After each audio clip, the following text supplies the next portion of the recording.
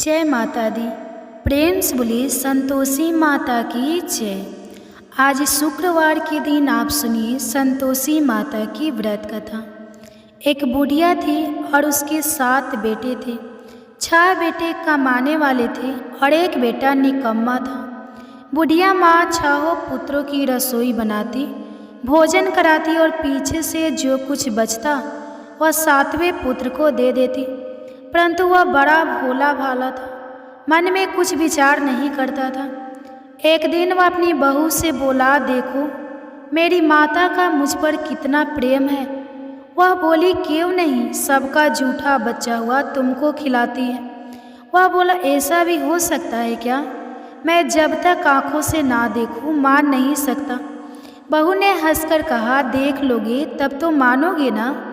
कुछ दिन बाद बड़ा त्योहार आया। घर में 7 प्रकार के भोजन और चूरमा के लड्डू बने। वह जांचने को सर के दर्द का बहाना कर पतला कपड़ा सिर पर ओढ़कर रसोई घर में सो गया और कपड़े में से सब देखता रहा। 6 भाई भोजन करने आए। उसने देखा माँ ने उनके लिए सुंदर सुंदर आसन बिछाए, 7 प्रकार की रसोई परोसी। वह आग्रह करके जिमाती रही। वह देखता रहा। 6 भाई भोजन कर उठे। तब माँ ने उनकी झूठी थालियों में से लड्डुओं के टुकड़ों को उठाया और एक लड्डू बनाया। जूठन साफ करके बुढ़िया माँ ने पुकारा, उठ बेटा, 6 भाई भोजन करे, अब तू ही बेटा बाकी है, उठ और तू कब खाएगा? वह कहने लगा, माँ मुझे भोजन नहीं करना, मैं परदेश जा रहा हूँ। माता ने कहा, कल जाता तो आज ही जा। वह बोला, हाँ माँ, आज ही जा रहा हूँ। यह कहकर वह घर से निकल गया। चलते समय उसे बहू की याद आई। वह गौशाला में कंडे थाप रही थी। वह उसे जाकर बोला कि मेरे पास तो कुछ नहीं है, यह अंगूठी है सो ले लो और अपनी कुछ निशानी मुझे दे दो। वह बोली कि मेरे पास क्या है, यह गोबर भरा हाथ है। यह कहकर उसकी पीठ में गोबर के हाथ की थाप मार दी और वह चल दिया। चलते चलते दूर देश में पहुंचा। वहाँ पर एक साहूकार की दुकान थी। वहाँ जाकर बोला, भाई मुझे नौकरी पर रख लो। साहूकार को नौकर की ज़रूरत थी।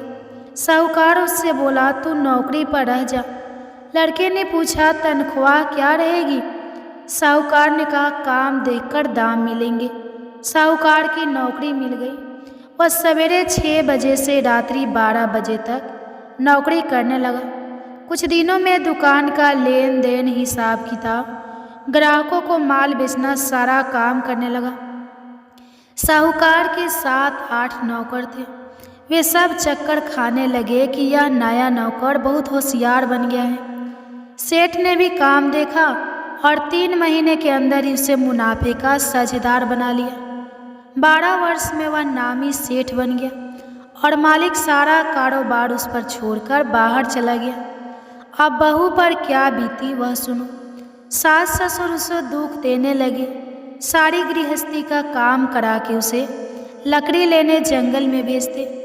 इस बीच घर की रोटियों के आटे से भी जो भूसी निकलती, उसकी रोटी बनाकर रख दी जाती और फूटे नारियल की नरेली में पानी।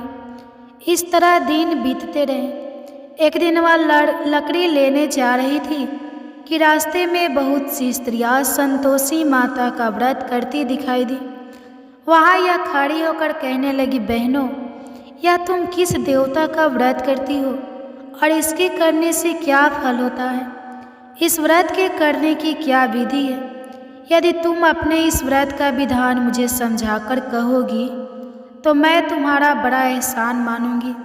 तब उनमें से एक स्त्री बोली, सुनो, यह संतोषी माता का व्रत है। इसके करने से निर्धनता, दरिद्रता का नाश होता है, लक्ष्मी आती है, मन की चिंताएं दूर होती है, घर में सुख होने से मन को प्रसन्नता और शांति मिलती है, निपुत्री को पुत्र मिलता है, प्रीतम बाहर गया हो तो शीघ्र आता है, कुंवारी कन्या को मनपसंद वर मिलता है, राज्य द्वार में बहुत दिनों से मुकदमा चलता हो तो वह भी खत्म होता है, कलह क्लेश की निवृत्ति हो, सुख शांति हो, घर में धन जमा हो, पैसा जायदाद का लाभ हो और भी मन में जो कुछ कामना हो वह सब इस संतोषी माता की कृपा से पूरी होती है। स्त्री कहने लगी, 1.25 आने का गुड़ चना लेना, इच्छा हो तो 5.25 आने का लेना या 1 रुपया का भी सहूलियत के अनुसार ही लेना।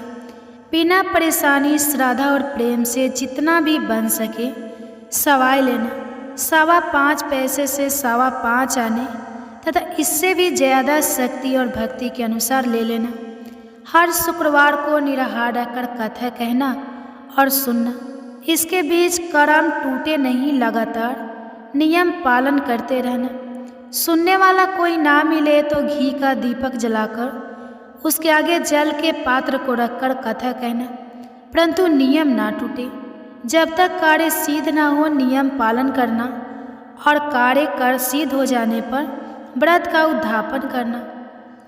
3 मास में माता फल पूरा करती है। यदि किसी के खोटे ग्रह हो तो भी माता 1 वर्ष में अवश्य कार्य सिद्ध करती है। कार्य सिद्ध होने पर ही उद्यापन करना चाहिए, बीच में नहीं करना चाहिए। उद्यापन में 2.5 सेर आटे का खाजा तथा इसी अनुसार से खीर तथा चने का साग बनाना। 8 लड़कों को भोजन कराना।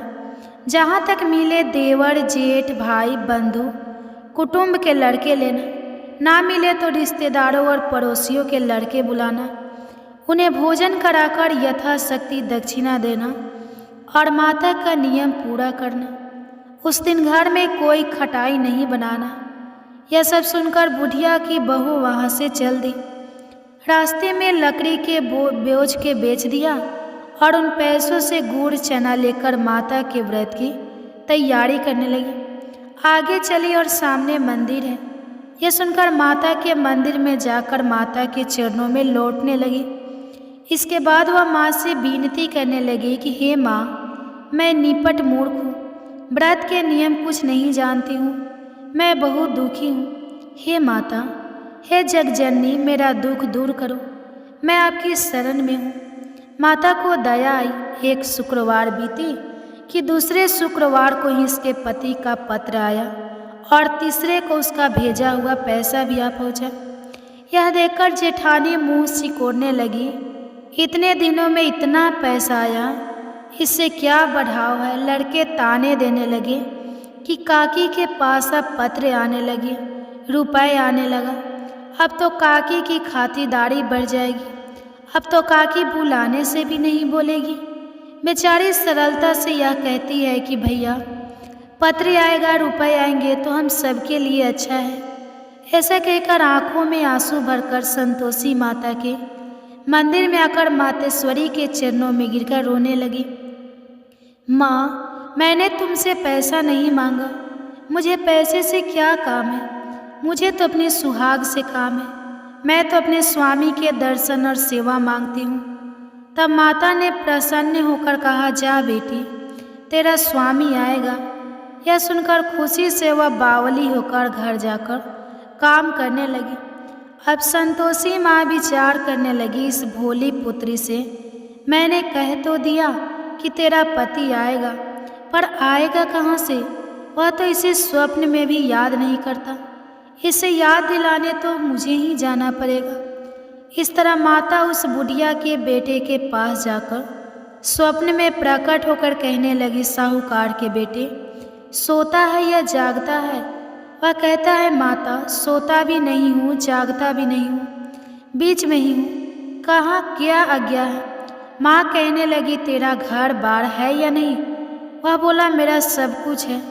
माता, माँ बाप, भाई बहन, बहू, क्या कमी है?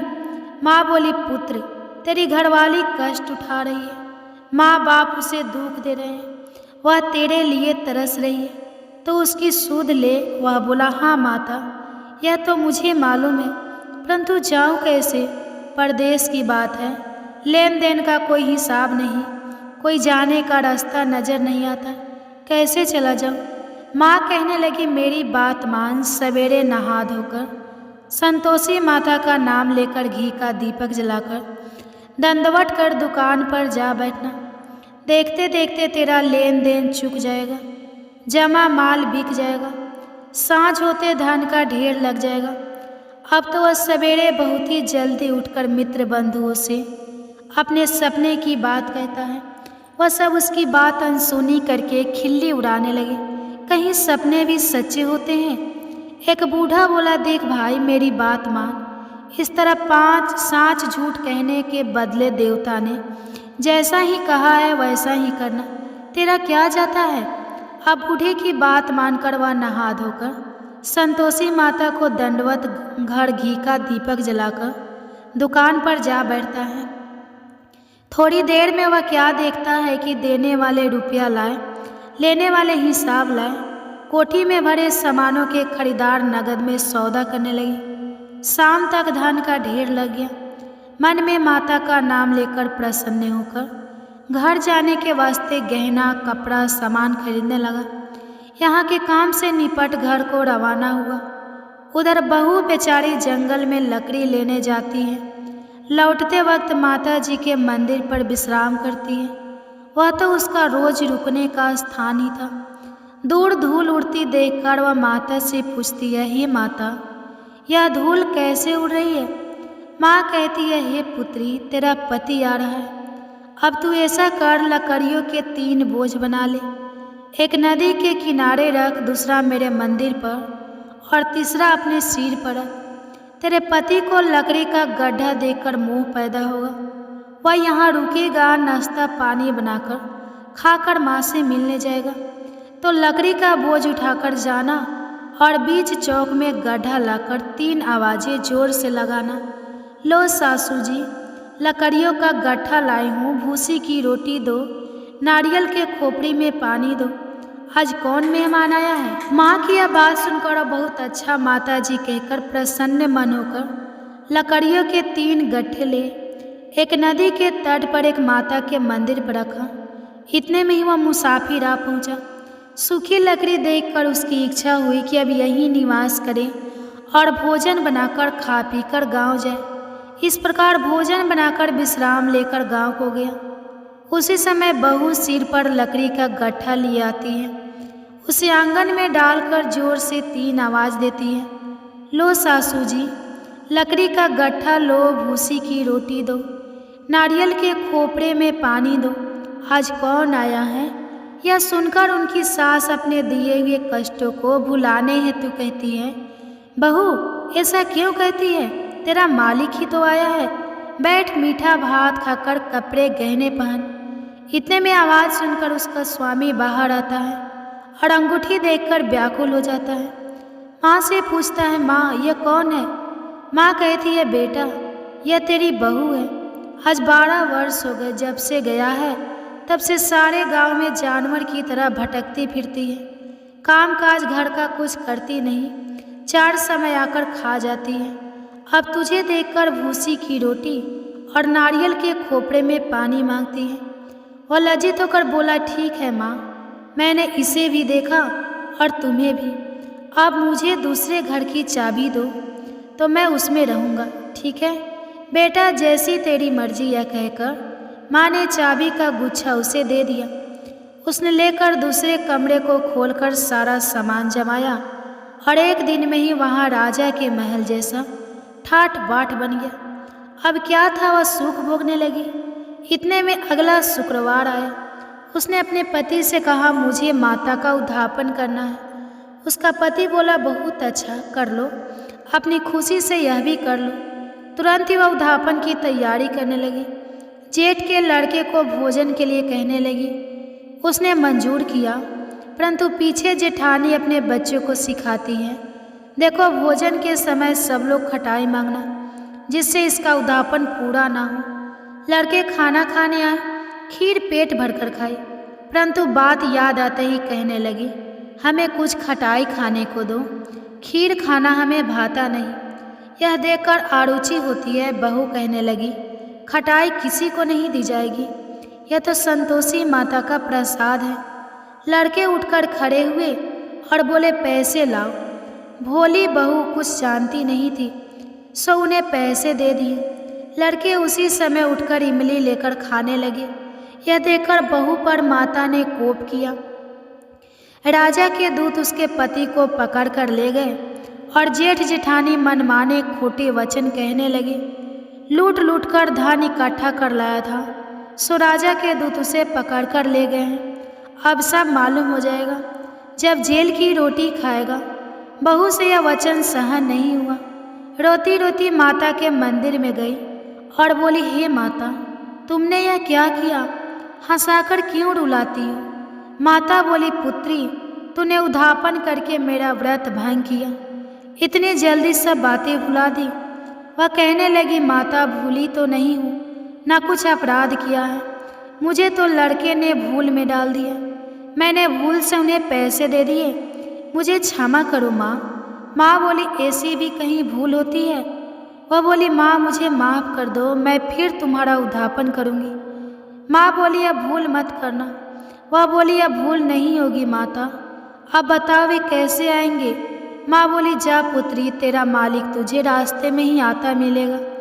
वह निकली, रास्ते में आते पति उसका आते मिला तो उसने पूछा, तुम कहाँ गए थे? वह कहने लगा, इतना धन जो कमाया है उसका टैक्स राजा ने मांगा था, वह भरने गया था। वह प्रसन्न होकर बोली, अच्छा हुआ, अब घर चलो। कुछ दिन बाद फिर शुक्रवार आया तो बोली, मुझे माता का उद्धापन करना है। पति ने कहा, कर लो। वह फिर जेठ के लड़के को भोजन को कहने लगी तो जेठानी ने एक दो बातें सुनाई और लड़के को सिखा दिए कि तुम पहले ही खटाई मांग लेना। लड़के कहने लगे कि हमें खीर खाना नहीं भाता, कुछ खटाई खाने को दो। तो बहू बोली, खटाई खाने को नहीं मिलेगी, खाना हो तो खाओ। यह कहकर ब्राह्मणों के लड़के लाकर भोजन कराने लगी। यथाशक्ति दक्षिणा की जगह एक एक फल उन्हें दिया। इससे संतोषी माता प्रसन्न हुई। माता की कृपा होते ही 9वें मास उसको चंद्रमा के समान सुंदर पुत्र प्राप्त हुआ। वह पुत्र को लेकर प्रतिदिन माता जी के मंदिर को जाने लगी। माँ ने सोचा कि यह रोज आती है, आज क्यों ना मैं ही इसके घर चलूं, इसका आसरा देखूं तो सही। यह विचार कर माता ने भयानक रूप बनाया। गुड़ और चने से सना मुख, ऊपर से सूंड के समान हो, ऊपर उस पर मक्खियाँ भिन भिना रही है।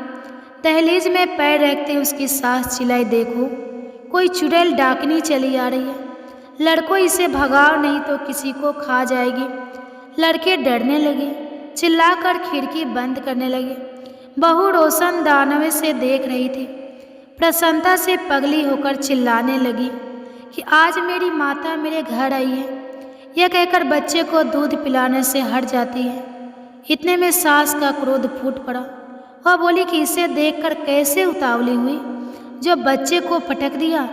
इतने में माँ के प्रताप से जहाँ देखो वहाँ लड़के ही लड़के नजर आने लगे। बहू बोली, माँ जी, मैं जिनका व्रत करती हूँ या वह संतोषी माता है। इतना कहकर झट से सारे घर के किवाड़ खोल दिए और सबने माता के चरण पकड़ लिए और विनती कर कहने लगे, हे माता, हम मूर्ख हैं, अज्ञानी हैं, तुम्हारे व्रत की विधि हम नहीं जानते। तुम्हारा व्रत भंग करके हमने बहुत बड़ा अपराध किया है। हे माता, बहू को जैसा फल दिया वैसा सबको देना।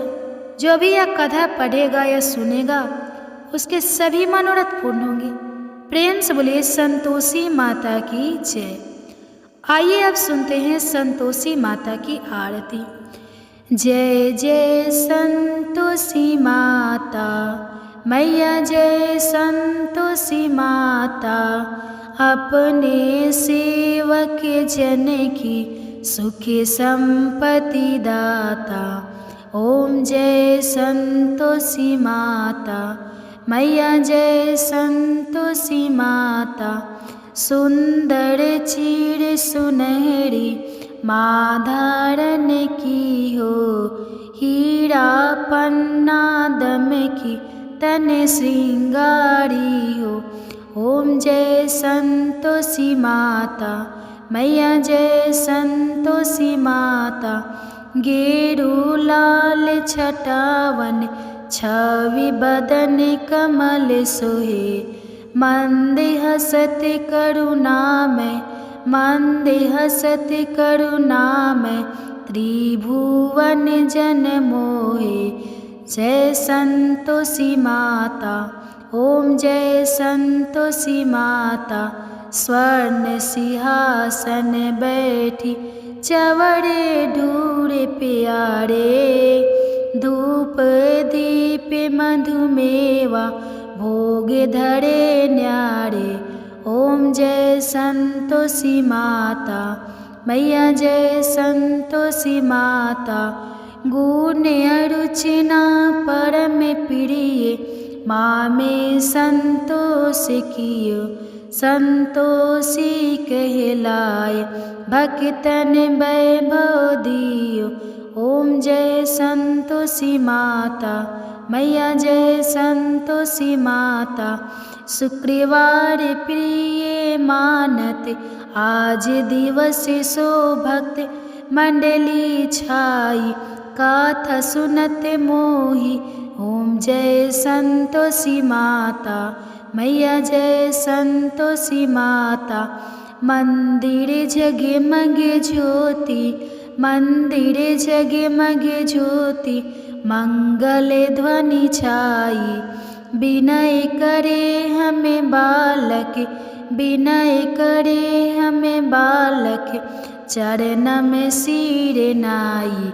ओम जय संतोषी माता। मैया जय संतोषी माता। भक्ति भाव में पूजा अंगीकृत कीजिए, जो मन बसे हमारी इच्छा फल दीजिए। ओम जय संतोषी माता। मैया जय संतोषी माता। दुखी दूर दरिद्री रोगी संकट मुक्त कियो, बहुधन धाने भरे घरे सुख सौभाग्य दिए। ओम जय संतोषी माता। मैया जय संतोषी माता। ध्यान धरियो जिसे जननी मन वांछित फल पाया, पूजा कथा श्रवण कर घरे आनंद आया। ओम जय संतोषी माता। मैया जय संतोषी माता। शरण गहे की लज्जा रखियो जगदम्बे, संकट तू ही नियारे दया माई अम्बे। ओम जय संतोषी माता। मैया जय संतोषी माता। संतोषी माँ की आरती जो कोई नर गावे, मैया जो कोई नर गावे, रिद्धि सिद्धि सुख संपत्ति जी भर कर पावे। ओम जय संतोषी माता। मैया जय संतोषी माता। ओम जय संतोषी माता। मैया जय संतोषी माता। प्रेम से बोलिए संतोषी माता की जय। आपको आज की कथा पसंद आए तो वीडियो को लाइक करके चैनल को ज़रूर सब्सक्राइब करिएगा और कमेंट्स में संतोषी माता की जय भी जरूर लिखिएगा।